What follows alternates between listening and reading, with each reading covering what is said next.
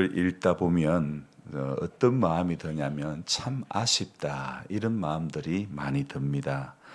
그렇게 그 아쉽다는 마음이 많이 이렇게 드는 그 이유는 바로 이 사무엘상 2장 12절로 우리가 한번 가보면 사무엘상 2장 12절에 이런 말씀이 나옵니다. 엘리의 아들들은 행실이 나빠 여호와를 알지 못하더라. 그리고 두 번째는 우리가 오늘 읽었던 이 8장 3절의 말씀입니다. 한번 같이 읽어볼까요? 그의 아들들이 자기 아버지의 행위를 따르지 아니하고 이익을 따라 뇌물을 받고 판결을 굽게 하니라. 이 첫 번째는 엘리 제사장의 아들들 이야기이고 두 번째는 누구 이야기입니까? 사무엘의 아들들 이야기이지요. 여러분, 이 자식의 문제는요, 언제나 모든 부모에게 한계를 느끼게 하는 것 같습니다. 엘리나 사무엘 두 사람에게도 자식의 문제, 바로 이 아들의 문제는 언제나 아픈 손가락이죠. 두 집안의 아들들이 타락했다는 것은 요즘 말로 하면 이렇게 표현하면 어떨까요? 목사와 장로 집안의 두 아들들이 타락했다. 이렇게 비교해도 무방할 것 같습니다. 그런데 엘리의 아들들이 타락한 것은 엘리가 아버지로서 믿음의 본을 보이지 못했기 때문에 그런 부분들이 있지만, 그러나 사무엘의 경우는 좀 다른 것입니다. 에어컨 온도를 조금 올려주시죠. 너무 추운 것 같은데. 자, 사무엘은 좀 다르죠. 사무엘은 어머니의 태에 이렇게 지어질 때부터 기도로 얻은 아들 아닙니까? 그래서 어머니의 기도에 힘 입어가지고 태어난 아들이라 그런지 삶으로 정말 믿음을 보여준 그런 삶이었지만, 사무엘의 아들들은 아버지의 행위를 따르지 않았다는 것. 그러니까 하나님께서 엘리의 아들들이 타락했을 때에는 엘리에게 하나님께서 책망하시고 아버지로서의 책임을 하나님께서 물었지만, 그러나 사무엘에게는 하나님께서 책임을 물었다, 책망했다, 이런 말씀이 없는 겁니다. 여러분, 성경에 수없이 등장하는 수많은 인물들 중에 단 한 번도 이 사람 잘못된 거, 이 이야기 기록 안 된 사람이 누구냐면 바로 사무엘이라는 인물인 것입니다. 자, 이런 아버지 밑에서 아들들은 제사장으로서 사사로서 바르게 행하지 않았다는 사실이 아버지 사무엘뿐만 아니라 성경을 읽는 독자 역시 섭섭하지 않을 수가 없는 것입니다. 제가 존경하는 청년 시절 담임 목사님의 자녀도 딸 둘 아들 하나였는데, 그 하나 아들이 울산에서 유명한 깡패의 조직원으로 이렇게 있었는데 나중에는 회개하고 이렇게 목사가 되었지만은, 아버지는 정말 기도의 아버지였지만 자식은 이렇게 딸 하나는 또 신경가적으로 문제가 있고 좀 이런 아픈 손가락들이 있습니다. 여러분, 부모가 아무리 하나님 앞에 바르게 살아도 참 이 자녀의 문제는 어찌할 수가 없는 그런 문제인 것 같습니다. 그래서 우리는 이런 문제, 자녀의 문제를 보면서 오늘도 우리 자녀들, 우리 다음 세대들의 신앙의 문제를 가지고 하나님 앞에 겸손하게 기도하지 않을 수가 없는 것입니다. 오늘 사무엘상 8장은 이렇게 시작하고 있죠. 사무엘이 늙음에 그의 아들들을 이스라엘 사사로 삼으니. 오늘 이 1절에는 두 가지 이야기를 하고 있습니다. 사무엘이 늙었다는 것과 자기 아들들을 사사로 삼았다는 것, 이 두 가지 이야기를 밝혀주고 있죠. 여러분, 사람이 늙어가면서 제일 소망되는 것이 무엇일까요? 나이가 점점 들어가면서 제일 소망되는 게 무엇입니까? 늙었다는 말은 곧 죽음 앞에 선다는 말씀이죠. 이 죽음을 앞두고 제일 많이 생각나는 문제가 누가 뭐라 그래도 자식 문제가 아닐까. 저 자식 어떻게 살까? 저 자식이 정말 사람 노릇이나 하고 제대로 살까? 이런 문제들.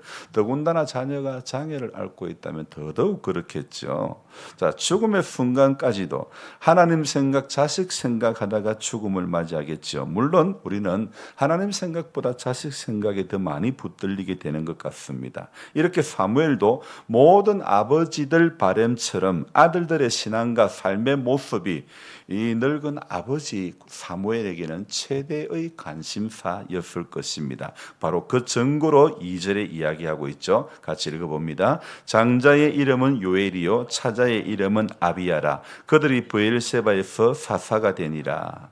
오늘 이 장자의 이름은 요엘이고 차자의 이름은 아비야라고 이야기하고 있는데 그렇다면 그 이름의 뜻이 무엇이냐면요. 장자 요엘은 여호와는 하나님이시다 이런 뜻이고요. 아비야 차자 아비야는 여호와는 아버지시다 이런 뜻을 이렇게 가지고 있는데 아버지 사무엘이 여호와는 하나님이시다. 여호와는 아버지다 이런 뜻으로 바로 그 이름을 지었다는 것은 정말로 한나가 기도로 낳은 사무엘다운 그런 신앙이고 그 신앙이 자식들 이름에 그대로 드러나게 된 것 아니겠습니까? 그의 아들들이 하나님을 잘 섬기며 믿음 좋은 사람으로 잘 성장해 가기를 바랬던 것이죠. 하지만 이 장자 요엘과 차자 아비야는요, 아버지의 이러한 바램과는 달리 어떤 행동을 하는가 우리가 한번 살펴볼까요? 3절 같이 읽어봅니다. 그의 아들들이 자기 아버지의 행위를 따르지 아니하고 이익을 따라 뇌물을 받고 판결을 굽게 하니라. 자, 여러분, 아버지 사무엘을 따라 이렇게 행동하지 않고 무엇을 따라 이익을 따라 뇌물을 받고 판결을 굽게 했다. 그러니 사람들의 반응이 어떻게 나타날까요? 5절에 사람들의 반응을 읽어보면요. 당신은 늙고 당신의 아들들은 당신의 행위를 따르지 아니하니 모든 나라와 같이 우리에게 왕을 세워 우리를 다스리게 하소서 이렇게 요구를 합니다. 사람들은 지금 사무엘의 아들들의 악행을 누구에게 고발합니까? 아버지 사무엘에게 그 책임을 묻는 모습을 볼 수 있죠. 하나님은 사무엘에게 묻지 않았지만 사람들은 사무엘에게 당신은 늙었고 당신의 아들들은 당신의 행위를 따르지 아니하니 우리도 저 다른 나라들처럼 왕을 세워달라 이런 요구를 하는 것입니다. 자, 그러니까 아버지 사무엘에게 그 책임을 묻는 모습을 볼 수 있는데 여러분 이 자녀의 행실로 부모의 삶이 판단이 되는 거죠. 더군다나 사무엘은 엘리의 아들들이 어떻게 살다가 어떻게 죽는지를 누구보다도 보았던 사람 아닙니까? 그러므로 누구보다도 이 사무엘은 자식을 참 잘 교육을 시켜야 되겠다. 자식을 정말 올바로 키워야 되겠다. 이런 마음들이 누구보다도 더 심했을 것이라 생각합니다. 그런데 아들들은 사무엘의 이런 마음과는 달리 백성들로 하여금 이 3절과 같이 뇌물을 받고 판결을 굽게 하고 백성들로 하여금 원망할 수밖에 없는 그런 삶을 살고 말았다는 것. 이렇게 사무엘의 두 아들의 문제는 백성들로 하여금 다른 나라처럼 우리도 왕을 세워달라 이런 문제로 바뀌어지죠. 당신의 아들들이 당신과 같지 않고 바르지 않아서 우리는 희망이 없다. 그러니 이방 나라들처럼 우리에게도 왕을 세워달라 이 요구를 지금 하게 되죠. 여러분 자식의 문제로 자기 자식의 문제로 지금 많은 사람들이 하나님을 버리고 하나님 밀어내고 인간 왕을 세워달라고 할 때 사무엘의 마음은 어땠을까요? 남도 아니고 바로 자기 자식의 문제로 하나님을 밀어내고 우리 사람 왕 세워달라고 자기 아들들의 문제로 인간 왕을 세워주어야만 하는 그런 빌미를 제공한 꼴이 되는 그런 사무엘 마음은요 아마 자불안석이었을 것입니다. 하나님께서 이스라엘의 왕이셨음에도 불구하고 그래서 하나님께서 출애굽시켜 주시고 홍해를 건너가게 하시고 10가지 재앙을 만나면서도 이스라엘 백성들에게는 살아계신 하나님의 놀라운 기적들을 경험하게 하시고 하나님이 되어 주셨음에도 불구하고 사람들이 바로 사무엘의 아들들 문제로 하나님 밀어내고 사람 왕 세워달라고, 인간 왕을 세워달라고 요구하고 있는 이 8장의 상황, 이 말도 안 되는 상황이 어떻게 일어날 수 있겠습니까? 가나안으로 인도하시려고 수많은 나라들을 하나님은 멸망시키 주셨고, 수많은 전쟁에서 하나님의 방법대로 승리하게 된 것을 이스라엘 백성들은 수도 없이 경험하지 않았습니까? 주님의 높고 위대하심을 얼마나 경험을 많이 하지 않았습니까? 그런 경험을 하였음에도 불구하고 오늘 본문에서 사람들은요, 사무엘의 아들을 핑계 삼아 하나님을 이스라엘의 왕의 자리에서 밀어내려고 하는 것입니다. 백성들의 이런 모습, 여러분 이거 어디서 많이 본 모습 아닙니까?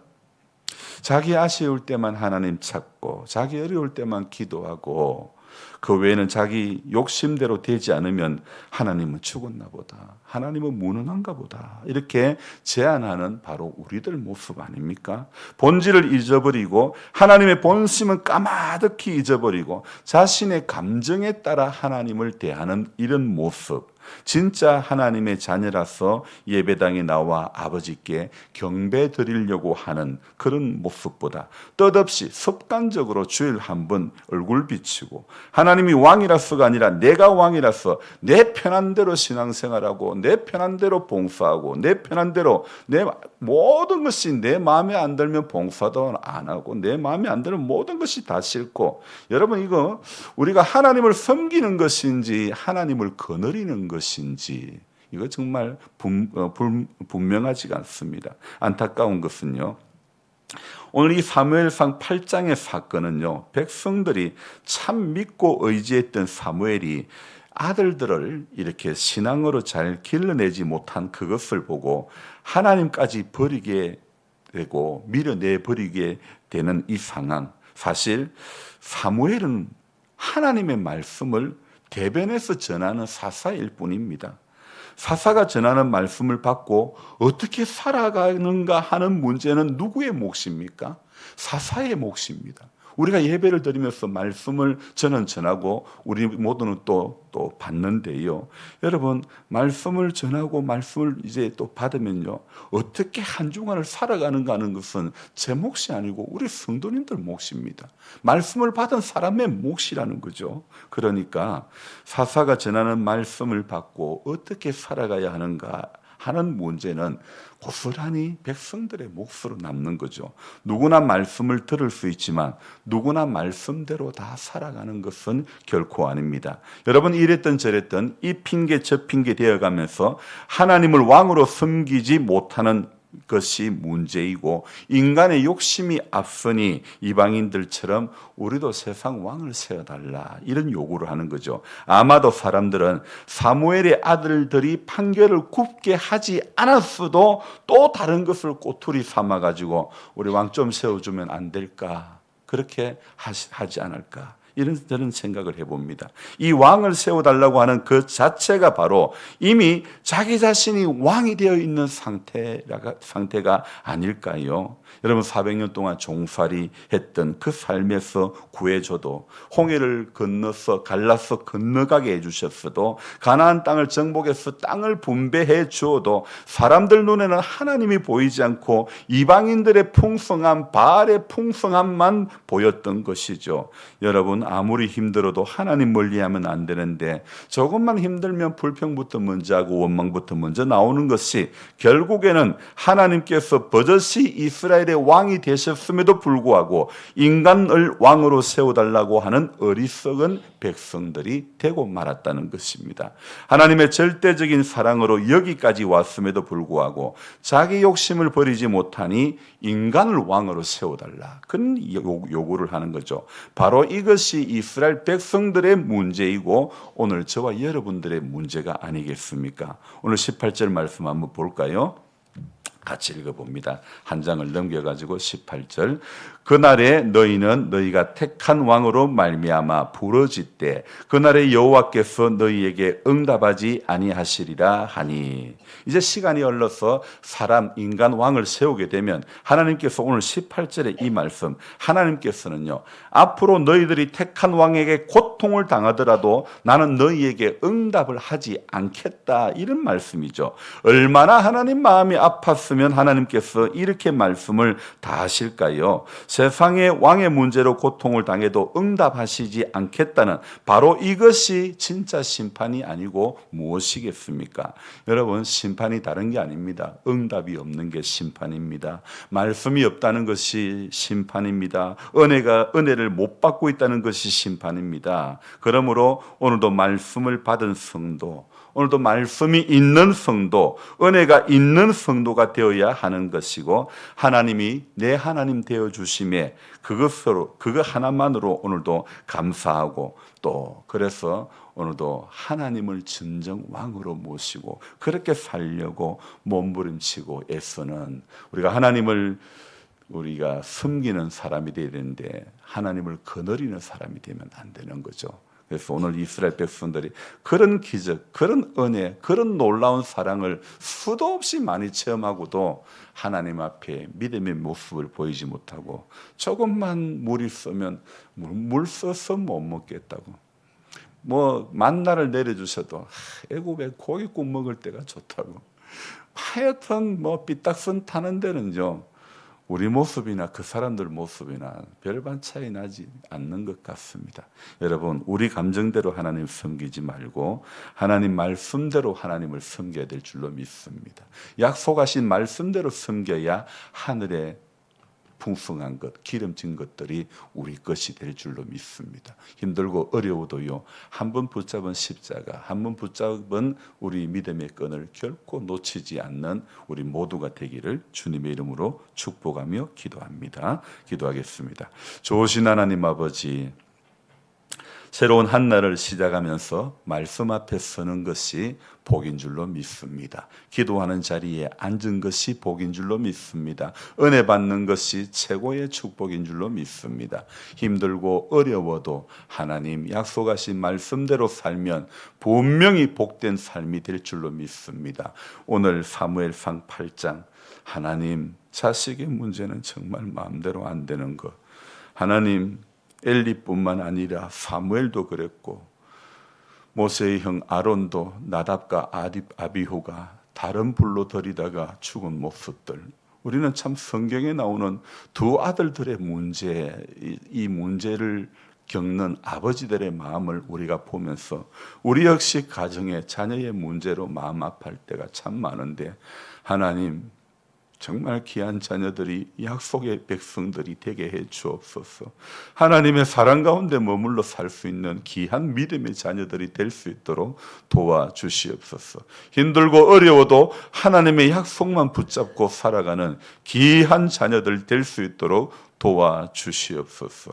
하나님, 조용히 하나님 앞에 나와서 다음 세대 우리 자녀들을 위해서 눈물의 기도가 있는 아버지와 어머니가 될 수 있도록 도와주시기를 원합니다. 그러할 때에 내 힘으로 안 되는 이 여러 가지 문제 중에 가장 우리 마음이 많이 쓰여지는 자녀의 문제, 우리 하나님께서 선한 길로 인도해 주실 줄로 믿습니다. 믿고 구하며 조금도 의심하지 말고 약속하신 것을 기도하며 기다릴 줄 아는 하나님의 사람들이 다 될 수 있도록 도와주시옵소서.